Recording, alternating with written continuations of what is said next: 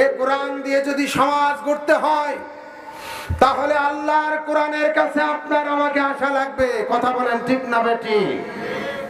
আল্লাহর কোরআনের কাছে যদি না আসতে পারি, তাহলে আপনার আমার ইহকালেও কপাল মন্দ, পরকালেও কি কপাল মন্দ। সেই সম্পর্কে আমার আল্লাহ বলছেন।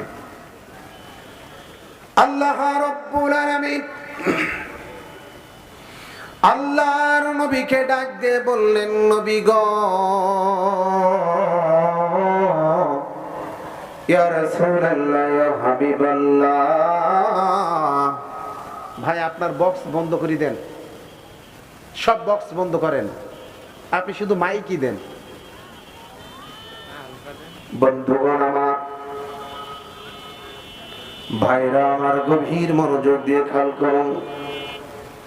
ইসলাম কি দেন ভাই? আমি আপনাদের কেমন করে বুঝাই। আল্লাহ রাব্বুল আলামিন এই কোরআন কারিমে এবার বললেন, নবী গো, আমি আল্লাহ পাক আপনার পরে একটা কোরআন নাজিল করেছি নবীজি। এই কোরআন অনুযায়ী যারা পারিবারিক জীবনে, রাষ্ট্রীয় জীবনে, সামাজিক জীবনে, অর্থনৈতিক জীবনে, রাজনীতি জীবনে, পররাষ্ট্রনীতি জীবনে, নবী গো, রান্নাঘর থেকে শুরু করে বঙ্গভবন পর্যন্ত যারা এই কোরআনটা মেনে নিবে, আল্লাহ রাব্বুল আলামিন আল্লাহর নবীকে ডাক দিয়ে বললেন, নবীজি, আমি আল্লাহ রাব্বুল আলামিন বললাম, ফামানি তাদা ফালিনাফসিহি ওয়া মান দাল্লা ফাইন্নামা ইয়াদুল্লু আলাইহা ওয়া মা আনতা আলাইহিম বিওয়াকিল।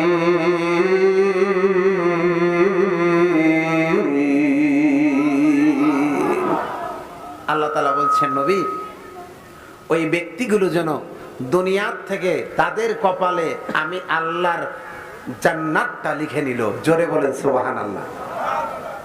যারা আল্লাহর কোরআন মেনে নিল, তারা দুনিয়ার থেকে কি করলো?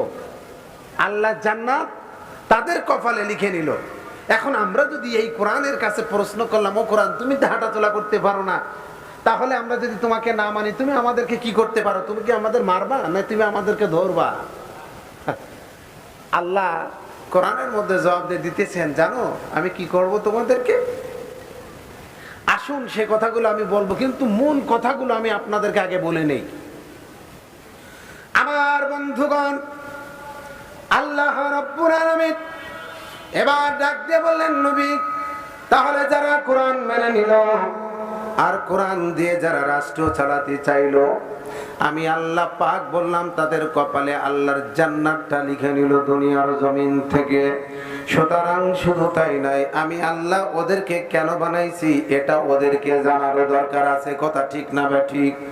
আমরা আজকের আমাদের মুসলমান, কয়রার মুসলমান, আল্লাহর কাছে প্রশ্ন করলাম, আল্লাহ বলো তো, আমরা তো কয়রা থানার মুসলমান, আমাদের দিকের পূর্ব পাশে বসে ওয়াজ শুনতেছি কোরআনের মাহফিলে। আল্লাহ বলো তো, আমাদেরকে কি কারণে বানাইছো? আমাদের কাজটা কি আল্লাহ একটু বলবো নাকি? আল্লাহ কোরআনে জবাব দিলেন, এই পৃথিবীর মুসলমান, গভীর মনোযোগ।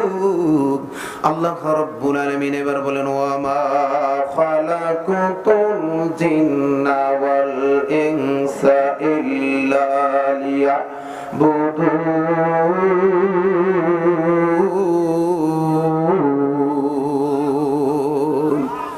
আল্লাহ রাব্বুল আলামিন বলেন, হাবিব, পৃথিবীর মানব জাতিদের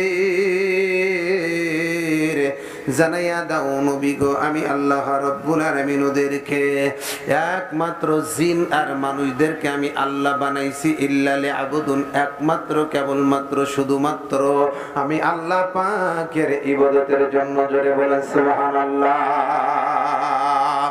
তাহলে আল্লাহর ইবাদতের জন্য যদি আল্লাহ পাক আমাদেরকে যদি বানাই থাকে, তাহলে আল্লাহর কাছে বললাম, আল্লাহ গো, এবার তোমার সেই কোরআনের কাছে গেলাম, তোমার কোরআনটা এবার আমরা মানতে চাই।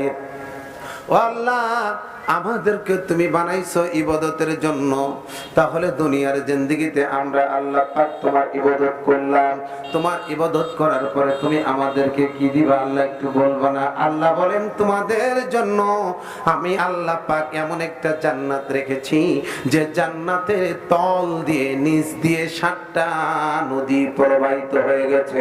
জোরে বলেন সুবহানাল্লাহ। একটু জোরে বলা যায় না সুবহানাল্লাহ? কয়টা নদী? 7টা নদী। কোন জান্নাত? যে জান্নাতে আপনার আমাকে দিবেন, ওই জান্নাতের নিচ দিয়ে আল্লাহ তাআলা 7টা নদী অতিবাহিত করে দিয়েছেন। সে 7টা নহর, আরবিতে বলা হয় নহর। নহর মানে হলো নদী। আল্লাহ তাআলা বলছে 7টা নহরকে আমি আল্লাহ অতিবাহিত করেছি তোমাদের জন্য, যে নহরের পানি খাইলে কোন 7টা নহরের 7 রকম পানি। এখন সময় পাইলে আমি আপনাদেরকে বলবো ইনশাআল্লাহ। আমার ভাইরা, গভীর মনোযোগ।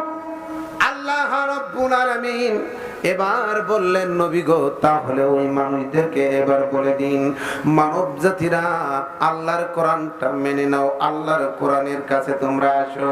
আল্লাহর কোরআনের কাছে যদি তোমরা আসতে পারো আর আল্লাহর কোরআনটা যদি পাকড়াও ধরতে পারো, তাহলে শোনো, পৃথিবীর জমিনে আমি আল্লাহ পাক বললাম, ইন্নাদ দীনা ইনদাল্লাহিল ইসলাম, Islam is complete code of life. ইসলাম হলো পরিপূর্ণ জীবন ব্যবস্থা। হে পৃথিবীর মানব জাতিরা, আমি আল্লাহ পাকের পক্ষ থেকে তোমাদের জন্য একটা গাইড পাঠাইছি। সে গাইডটার নাম দিয়েছি ফুরকান।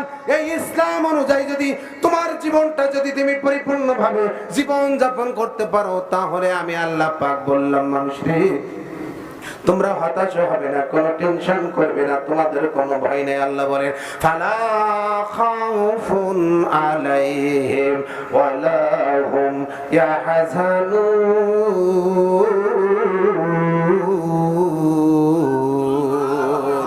আল্লাহ বলছেন, তোমাদের জন্য কোনো ভয় নাই, তোমাদের জন্য কোনো টেনশন নাই, তোমাদের দুনিয়ার ভয় নাই, পরকালের ভয় নাই, পুলিশের ভয় নাই, মামলার ভয় নাই, হামলার ভয় নাই।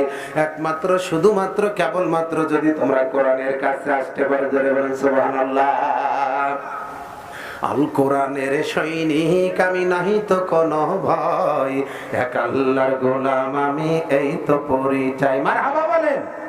আল কোরআনের সৈনিক আমি, নাহি তো কোনো ভয়, এক আল্লাহর গোলাম আমি, এই তো পরিচয়। কোরআন হাদিস শাসন তন্ত্র, রাসূল আমার নেতা, উৎসাহ আমি চিরবীর, আমি ইতিহাসে বীর গাথা। এক আল্লাহ ছাড়া আমার দিলে, এক আল্লাহ ছাড়া আমার দিলে, নাহি তো কোনো ভয়, এক আল্লাহর গোলাম আমি, এই তো পরিচয়, এক আল্লাহর গোলাম আমি, এই তো পরিচয়। মারহাবা বলেন। আমরা কার গোলাম? একটু জবান খুলে বলুন, কার? আমার ভাইরা, ঠিক আল্লাহর গোলাম হওয়ার জন্য হাদি আমাদেরকে সেই কোরআনের ছায়াতলে ডাক দিয়েছিল। সম্মানিত বন্ধুগণ, হাদি ভারতের বিরুদ্ধে, ভারতের আগ্রাসনের বিরুদ্ধে হাদি কথা বলার কারণে হাদিকে দুনিয়ার থেকে, ভারতের ষড়যন্ত্র অনুযায়ী হাদিকে দুনিয়ার থেকে, বাংলার থেকে চিরদিনের জন্য নিষিদ্ধ হয়েছে। কথা বলেন ঠিক না বেঠিক?